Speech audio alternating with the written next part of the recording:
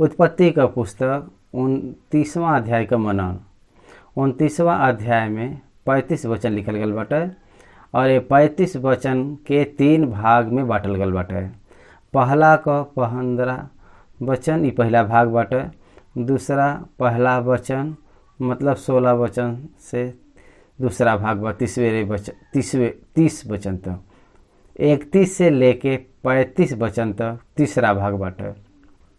ये 3 भाग में पहले भाग का 15 वचन में याकूब पद्दनाराम के हारान के पहुँचब और वहाँ सबसे पहले राहेल से मुलाकात करब और जाए के अपन पिता लाबान से याकूब के बारे में बताई। लाबान आई के याकूब के घर ले जाई। यहाँ तक पहला भाग बाटे। अब दूसरा भाग में हमरे बदे 16वां वचन से 30 वचन तक लाबान का दोनों बेटी में से एक से मतलब याकूब राहेल से बहुत ज़्यादा प्रेम करना। लाबान याकूब से पूछना के हमरे घर में रह के सेवा करे पर हम तोहके सेवा के बदले का देही। याकूब ठान लेना के वो राहेल बदे 7 साल सेवा करी हैं। यही बदे 16वां वचन से 24 वचन तक अगर देखी तो लाबान राहेल के बदले लिया के याकूब के पास ले गया और धोखा दे के उनके पास ले गया। ऐसा हमको दिखाई देते बटे। और ओकरे बाद वो 7 साल राहेल बदे और दूसरा 7 वर्ष साल लिया का आमदनी सेवा का आमदनी लेके यहाँ तक 30वां वचन समाप्त होला। 31 वचन से तीसरे भाग के अगर देखें तो यहोवा यहाँ देखना के लिया अपरी भैनी।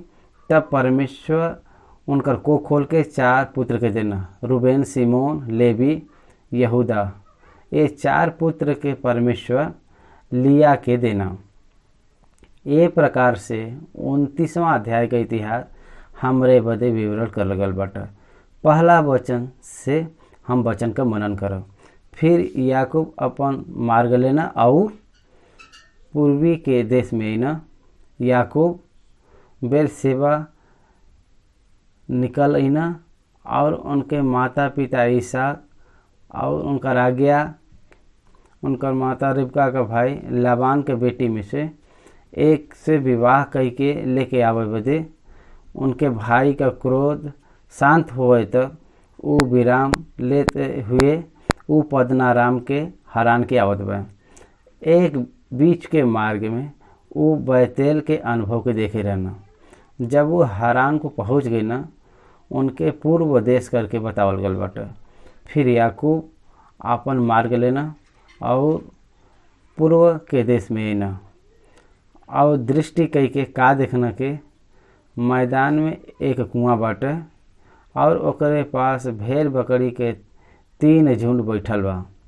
काहे बदे के जो कोई पत्थर जवन पत्थर वो कुआं के मुंह पर ढल जात रहा वो पत्थर बहुत भारी रहल। जब सब झुंड वहाँ पे इकट्ठा हो जातन तब चरवाहा वो पत्थर के कुआं के मुंह पर से लुढ़काए के भेड़ बकरी के पानी पिलौतन और फिर पत्थर के खोल के मुंह पर ज्यों के त्यों रख देतना। यही बदे याकूब चरवाहा से पूछना कि हे हमार भाई तू कहाँ के है। तब वो कहना हम हारान का है। तब वो उनसे कहना का तू नाहौर का पोता लाबान के जानला। वो कहना हाँ हम उनके जानिला।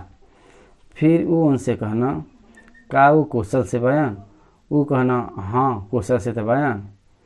और वो देखा उनकर बेटी राहेल भेड़ बकरी के लेके चला लाओ देवन और दिन बहुत बटे पशु का इकट्ठा हो के समय नहीं बटे। यही बदे भेड़ बकरी के जल पिलाई के फिर ले जाए के चरावा। हम अभी ऐसा नहीं कह सकिला। जब सब झुंड इकट्ठा हो जी हैं तब पत्थर कुआं के मुंह पर से लुढ़कावल जाई और तब हम भेड़ बकरी के पानी पिलावल जी। याकूब पूर्व के देश के ओर गई ना और वो नगर में एक स्थान में कुआं बटे, वो जल का कुआं बटे। जल के कुआं के पास 3 झुंड वहाँ पर सोयल बा। याकूब उनके चरवाहा से बातचीत करत बा। वो कुआं पर एक पत्थर धरल गल बाटे। जब सब झुंड वहाँ पर इकट्ठा हो जाना, ओकरे बाद वो पत्थर के कुआं के मुंह से लुढ़कावल जात रहल। ओकरे बाद भेड़ बकरी के पानी पिलाई के फिर पत्थर के कुआं के मुंह पर जैसे के तैसे रख देवल जात रहल। ई ओकर प्रक्रिया हवा। उनसे बातचीत करत समय उनसे पूछत बान कि हे भाई, तू कहाँ के है? देख, याकूब उनसे मिलजुल के बात करे के स्वभाव लेके उनसे व्यवहार करत बा। भाइयों ऐसा पुकारत बान, पहचाना। याकूब को उम्र 78 साल के बात है। ध्यान दो, उम्र में बहुत बड़ा बा। राहेल से भी याकूब आयु में बहुत बड़ा बा, लेकिन वो समय में पुरुष बहुत बलवान रहत न। ऐसा इतिहास हमके याद दिलावला। याकूब को अद्भुत यात्रा पद्मा राम के ए रीत से पहुँचा हमके जाने के पड़ेला। याकूब उनसे पूछना कि हे भाई, तू कहाँ के है? तब वो कहना, हम हारान के है। हारान ए नगर नाहौर करके कहलावल जाला। हारान ए नगर में ओ दिन में इब्रानी ओ नगर से अपन यात्रा के प्रारंभ करे बान। ऐसा हमके देखे के मिलेला। ये हारान में रहे वाला उनका सगा मामा लगान के कुशल सेम के विषय में वो पूछत बा। वो उनसे पूछता है, का तू नाहौर का पोता लाबान के जानत है? वो कहता है, हाँ, हम ओके जानीला।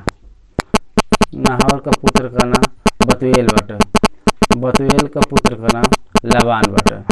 लेकिन एक जनरेशन के स्केप करके बताए, ई बाइबल में रिवाज से आवे वाला विशेषता बाटे। वो कहना, वो कुशल सेम से बयान उनकर बेटी राहेल देखा पीछे वो झुंड के लेके यही स्थान पे आवत बहन। इस समाचार के वो बतेना। याकूब उनसे कहना, अभी तो दिन बहुत ज़्यादा बटे, ए बजे तू भेड़ बकरी के जल पिलाई के फिर ले जाए के चरावा। ऐसा कहे पर वो कहना, हमार आदत ही हवे के सब झुंड इकट्ठा होए से पहले हम पानी नहीं पिलाई ले जा। सब झुंड इकट्ठा होए के बाद वो पत्थर के कुआं के मुंह पर से लुढ़काए के सब झुंड के एक साथ पानी पिलाई सकीला। ये आदत बन गल बा। ऐसा उनसे कहत बा। एक प्रकार से उनके बीच बातचीत चलत रहल के लाबान का छोटा बेटी राहेल वो अपने पिता का भेड़ बकरी के लेके आईनी और वो उनको चरावत बा। देखा, साधारण रीति से भेड़ बकरी के चरवाहा पुरुष रहना, ई भावना हमके रहला। लेकिन लाबान आपन बेटी के भी भेड़ बकरी देके चरावत बा। ए पीढ़ी के अगर हम अपने भाषा में कही जाता, वोमेन एंटरप्रेन्योर, वोमेन एम्प्लॉयमेंट। वो दिन में वो समय में स्त्री लोग काम करना। यहाँ पर एक परिवार के बारे में एक बात हम बताए। याकूब को राहेल और लिया के साथ विवाह होए के संतान होए के बाद लाबान के घर से बाहर आवे वाला लाबान के झुंड के बदे काम करत समय लाबान का दुनू बेटी याकूब से कहनी के, हमार पिता हमरे आमदनी के पूरा रीति से खा ले बयान। ऐसा कहना मतलब वो स्त्री होई के भी काम करके आमदनी के लेवे वाला के समान ठहरल बहन। यहाँ पर देखो, राहेल अपन पिता के भेड़ बकरी बदे आल बहन। याकूब अपने माता का भाई लाबान के बेटी राहेल के लाबान के भेड़ बकरी के उनके देखई पर निकट जाई के कुआं के मुंह पर से पत्थर लुढ़काई के अपने मामा लाबान के भेड़ बकरी के पानी पिलेना। याकूब के कोई भी पानी न पिलावे पर भी वो स्वयं पानी पिलावत बा। उ राहेल के निकट का रिश्तेदार बयान। ऐसा कहे के पहले उ उनकर सहायता करके उ के हवय उ बता देना। तब याकूब राहेल के चुमना और ऊंचा स्वर से रोइना। याकूब इमोशनल हो गए, भाविक हो के वो दुखित होना और याकूब राहेल के बता देना कि हम तहा फुफेरा भाई है, मतलब रिबका का पुत्र है। तब वो दौड़ के अपने पिता से कह देनी, देखा रिश्तेदार के बीच रहे वाला संबंध प्रिया कौने प्रकार से रहला यहाँ पे वर्णन करल गल बटे। उ राहेल का पिता लाबेन का रिबका का पुत्र है। ऐसा कह के वो आनंदित हो के दौड़ के अपने पिता के पास जाए के वो बंधु के आय के बारे में वो बताए देने। अपने भांजा याकूब को समाचार पावत लाबान भेंट करे बदे दौड़ना और उनके गले लगा के चुमना, फिर अपने घर ले आना और याकूब लाबान से आपन सब वृतांत का वर्णन कहना। राहेल से समाचार पायल गया लाबान तुरंत दौड़ के उनके बहन के बेटे के देखे बदे पहुँच गए। उनके चुमना, गले लगैना। देखा बहन का भाई कहत हुए ही कितना प्रेम प्यार उभर के आल बाटे, हमके देखे के मिलला। वहाँ दोनों मिल के लाबान के घर चल गए। तब लाबान याकूब से कहना, तू तो सचमुच हमार हड्डी और मांस है। से याकूब 1 महीना उनके साथ रहना। यही बदे ये वचन के देखई पर लाबान के घर गल याकूब अपन सारा वृतांत को वर्णन कैन। कौन सा वृतांत को? वो इसहाक और रिबका का पुत्र हैं। एसाव जौन बड़ा है, ये कारण वो घर में रह के भेड़ बकरी के चरावे वाला रहना। पहले उठे के अधिकार के कौने प्रकार से बुद्धि और ज्ञान से वो एसाव से छीन लेना, वो सब सारे बात के ओकरे बाद धोखा दे के किस प्रकार से आशीष पैना, ये विषय के उतना ही नहीं ऐसा उनके मारे का प्रयत्न करत बान। इस जान के वो ये प्रकार से माता पिता के द्वारा भेजवाल गल बयान। ये सब सारा बात के वो बतावत बयान लाबान से। ओकरे बाद लाबान कुछ भी नहीं कहना, उनके स्वीकार करना और महीना भर उनके अच्छा से अपने घरे में रख के एक बंधु के जौने प्रकार से प्रेम से देख रेख करल जाला, वही प्रकार से वो उनका देख रेख करना। 1 महीना पूरा होए के बाद लाबान अपने व्यापार के सादगी में रहे वाला वो ऊंचा टेक्निक के निकुलता से याकूब के अपने झुंड पर काम करे बदे उनके कौने प्रकार से लावल जा सकला ओकर यत्न करत बा। 1 महीना होए के बाद लाबान कहत बयान, भाई बंधु होए के कारण तह से सेंतमेंत सेवा कराई हमके उचित नहीं बटे। हम तह के सेवा के बदले का दही। 1 महीना में याकूब लाबान का सहकारी बन के रहल हुए। वो कारण लाबान याकूब से कहत बान, 1 महीना पूरा भयल, अभी तक तू हमरे साथ काम करत आल बया।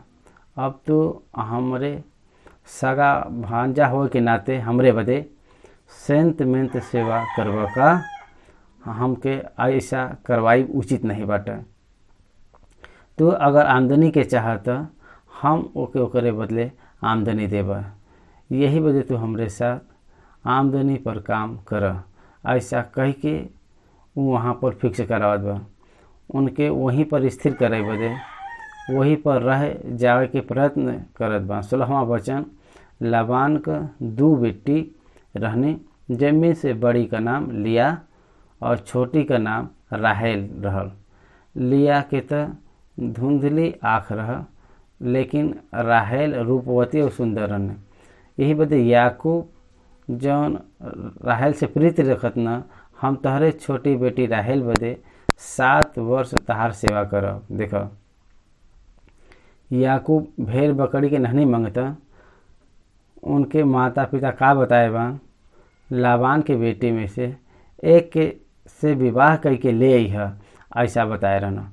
यही बदे उनके ले जाए बदे लाबान के देवे बदे याकूब के पास कुछ भी नहीं रहा। वो कारण से आमदनी पर काम करे बदे उनके आमदनी के रूप में पावे के इच्छा करना। वो फिर लाबान कहना उनके पराय पुरुष से देवे से तहके देव उत्तम बाटे, तब हमरे पास रह। तब याकूब राहेल बदे 7 वर्ष सेवा करना और वो राहेल के प्रीति के कारण थोड़ा दिन के बराबर जानल पड़ल। प्रेम करे के कारण काम करे के दिन थोड़ा ही दिन के बराबर जान पड़ल।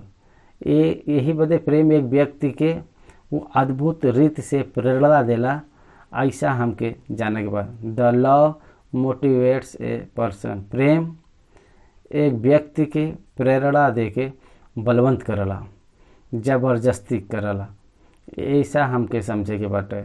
ओकरे बाद तब याकूब लाबान से कहना हमार पत्नी हमके द और हम उनके पास जाबा, काहे बदे के हमार समय पूरा हो गल बाटे। तब लाबान वो स्थान के सब मनुष्य के बुलाई के इकट्ठा करना और उनके जेवनार का शाम के समय वो अपन बेटी लिया के याकूब के पास ले गईना और वो उनके पास गईना। रात के समय घूंघट में रहे वाली स्त्री के लाबान ले जाए के याकूब के सौंप देना और याकूब ओकरे पास गईना। भोर के उठ के देखा पर वो लिया है, तब के पहचाननी। लाबान अपन बेटी लिया के उनकर दासी होई बदे अपन दासी जिल्पा के देना। सुबह के मालूम भल के ई त लिया है। तब वो लाबान से कहना ई तू हमसे का कैला, हम तहरे साथ रह के जन तहार सेवा करे भाई तो का राहेल के लिए नहीं कैली, का राहेल बदे नहीं कैली, फिर हमसे तू काहे हमसे चल करे बया। गलती का पत्री 6वां अध्याय गवाही दिला के धोखा मत खाया, परमेश्वर ठट्ठा में नहीं उड़ावल जाना। पहला उठा का अधिकार बदे उनकर स्वयं के पिता के हम तहार पहले उठा पुत्र रही ऐसा बताए के धोखा देवल याकूब लाबान के द्वारा परमेश्वर सबक सिखावत बयान। उ छोटी का सेवा करे पर लाबान बड़ी बेटी के धोखे से उनके पास ले गया। पहले उठा के अधिकार के पावे बदे पहले उठे का बना हुआ याकूब धोखा पाई के वही पहले उठी लिया जौन धुंधली रहनी वो उनके पत्नी के रूप में देवल गया। याकूब लाबान से तू हमसे ये का कैला ऐसा प्रश्न करत बयान। ये अपने पिता से करल गया ये का हुआ, ये प्रकार से प्रश्न अपने आप से भी करे के चाहिए कि नहीं। यही वजह धोखा मत खा, परमेश्वर ठट्ठा में नहीं उड़ावल जाना। हर एक कोई अपने क्रिया के द्वारा ही प्रतिफल के पावत बा। देखो अगर हम गेहूं के बीच अगर हम बोई तो गेहूं का फसल ही काटब, जैसा हम बोई वैसे ही काटब। बुराई के बोई तो बुराई के फसल के ही कटब। यही बदे यहाँ पर झूठ के बोई दे बयान और दुख के बोई न। और अपन पिता इसहाक के पास याकूब अपने पत्नी के बारे में उनके फसल के रूप में काट लेना। लाबान बहुत ही समझ के रखे वाला बयान। याकूब से भी लाबान 7 गुना अधिक ज्ञान के रखे वाला बयान, ऐसा हम बता सकीला। धोखा देवे में याकूब से भी 7 गुना अधिक धोखा देवे वाला लाबान बयान। लाबान का करत बान पता बटे 26वां वचन। लाबान कहना हमरे यहाँ ऐसा रीति नहीं बा के जेठी के पहले दूसरे का विवाह कर दे, पहले ही दिन ठान लेवल गए दिन। ये बात के बतावे चाहिए कि नहीं, ये बात की वो नहीं बतेना। यही बदे पता बाटे कि याकूब के कौने प्रकार से उनके रिटेन रखे के बाटे, अपने पास रखे के बाटे। ई योजना के ऊ बना के रखना। याकूब के द्वारा लाबान का झुंड बढ़त चल जाइब ई जन्ना। वो समझ लेना ई बात के। यही कारण वो अपने पास में उनके रख के वो आपन बढ़ोतरी करे बदे वो याकूब के धोखा देना। जेठी से पहले दूसरे का विवाह करब ये हमारे देश का संस्कृति नहीं बटे, ये कल्चर नहीं बटे। यही वजह हम ऐसा करे भाई। लाबान अपने गलती के सुधारत बा। उतना ही नहीं बल्कि इनकर सप्ताह तो पूरा कर, फिर दूसरा भी तह के सेवा के बदे मिली। जौन तो हमरे साथ रह के 7 साल और करब। देखा कितना बिजनेस टेक्निक का उपयोग करल गयल बाटे। 7 साल में तहके लिया के देना। अगर तू 7 साल सेवा करब तो तहके राहेल के हम तहके देब, ऐसा वो कहत बा। तब याकूब ऐसा ही कहना और लिया के सप्ताह के पूरा कहना। तब लाबान उनके अपन बेटी राहेल के देना कि वो उनकर पत्नी हुआ। और लाबान अपन बेटी लाहेल का दासी होए बदे अपन दासी बिलहा के देना, राहेल के पत्नी के भी रूप में देना। याकूब अपने माता पिता के छोड़ के 14 साल हो गया। पहला 7 साल में लिया के आमदनी के रूप में पाई के वहाँ पर जिम्पा के दासी के रूप में पैना। यहाँ पर राहेल के मतलब 14 साल उनके निमित्त सेवा करे के बाद यहाँ पर बिल्का के उदासी के रूप में पैना। ऐसा हमको देखे के मिलला। अब 31 वचन से अगर हम देखी जाता, याकूब लिया से द्वेष करे लगन, राहेल लिया से ईर्ष्या करे लगनी। का कारण बाटे? कारण ई बा के लाबान के धोखा देवे बदे लिया उनकर साथ देनी। ई भावना उनमें रह गया। राहेल के पद पर लिया के भेजे पर लिया चुपचाप रह के ए विषय के वो कोई के न बतावते वो रह गए नहीं। यही कारण याकूब धोखा खैना। राहेल याकूब से विवाह करे बदे बहुत आशा लगा के बैठल बा। उनकर भी 7 साल रुके के न बताई गई। यही कारण वो दोनों अर्थात याकूब और राहेल ये दोनों लिया से ईर्ष्या करे लगना। लिया के पास दूसर कोई और चारा नहीं बा, काहे कि उनकर आँख धुंधला रहल। याकूब के पता न चले वाला एक महान सच्चाई है कि उनके पावल गया 12 पुत्र में से लेवी और यहूदा ये पुत्र लिया के द्वारा उत्पन्न भल बा। याकूब लिया से ईर्ष्या करे लगना, लेकिन उनके पता नहीं रहल के लिया के द्वारा उत्पन्न उनके बदे सच्चे आशीष के रूप में, उनके बाद के पीढ़ी के रूप में सच्चा पीढ़ी को ठहरा वाला बयान। इस सत्य राहेल के पता नहीं बाटे, याकूब को ही पता नहीं बा। ये कारण वो लिया से अधिक ईर्ष्या करे लगना। इतना ईर्ष्या करे लगना के परमेश्वर उन पर दया कई के, करुणा कई के, दर्शन दे के, उनके संतान दे के, उनके आशीष दे शुरुआत कर देना। उतना वो ईर्ष्या कहना। भाई और बहन लोग, संसार में आपसे अगर कोई ईर्ष्या रखत बा का तो आप मत डर। आपका परमेश्वर देखत बा, ओकर प्रतिफल आपके जरूर मिले। आपसे ईर्ष्या करे वाले ओकर प्रतिफल का अनुभव करी हैं। राहेल बांझ बल के रहे वाली ये घटना हमके वचन बतावला। 31 वचन, जब यहोवा देखना के लिया अप्रिय भल बाएँ तब वो उनके कोख के खोल न, लेकिन राहेल बाज रहनी। ईर्ष्या करे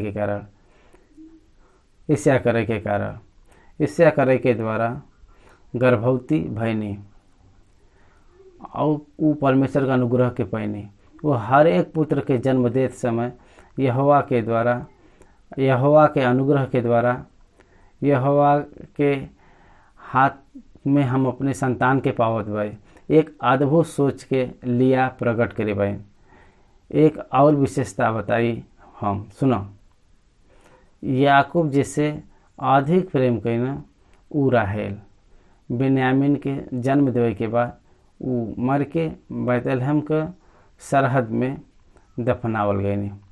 त इब्राहिम निज भाग के रूप में खरीदल गयल मकपेला के गुफा में इब्राहिम और सारा, इसहाक और रिबका, याकूब और लिया दफनावल गई। जेके उ अधिक प्रेम कैना उ राहेल के कब्र के पास याकूब को कब्र नहीं बाटे। उ जैसे इसया रखे बा लिया के कब्र के पास याकूब अपने कब्र का इंतजाम करें। कारण ही है कि आखिरी के समय में उ जान लेना कि परमेश्वर राहेल से भी बढ़ के लिया के उनके आशीष बदे ठहराए बयां।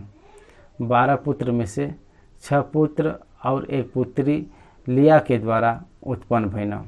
राहेल के द्वारा केवल बिन्यामीन और यूसुफ ही उत्पन्न भइना।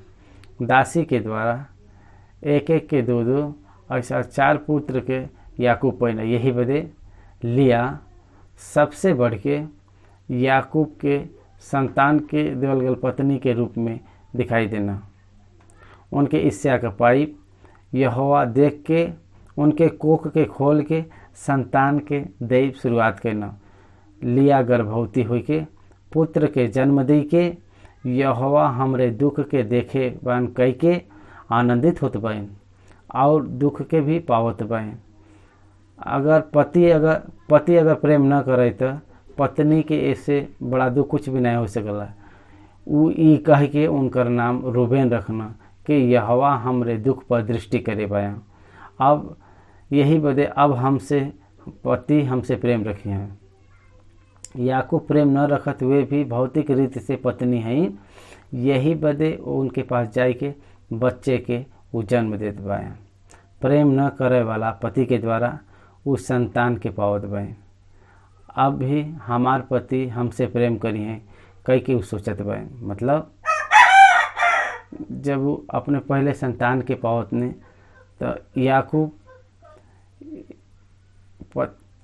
ये दृढ़ से बतावल जात बाटे। दूसरा बा जब वो गर्भवती होई के कि ये सुन के हम अप्रिय है यहोवा हमके इहो पुत्र देना और यही वजह उनकर नाम सिमोन रखनी। पहले परमेश्वर लिया के ईर्ष्या पाए के देखना। दूसरी बार लिया ईर्ष्या के पावत बाई उ करके सुनना। समय बीतत बाटा। याकूब 7 साल के बीच में वो उनके पुत्र के पावत आईना। तब बचल गया 10 पुत्र का यूसुफ का 14 साल का अंतर बाटा। यही बदे याकूब 91 साल में यूसुफ का जन्म भयल। याकूब का उम्र अगर हम देखी तो 84 साल से 94 साल के बीच ये सारा पुत्र का जन्म भयल बाटा। ऐसा इतिहास हमके बतावला।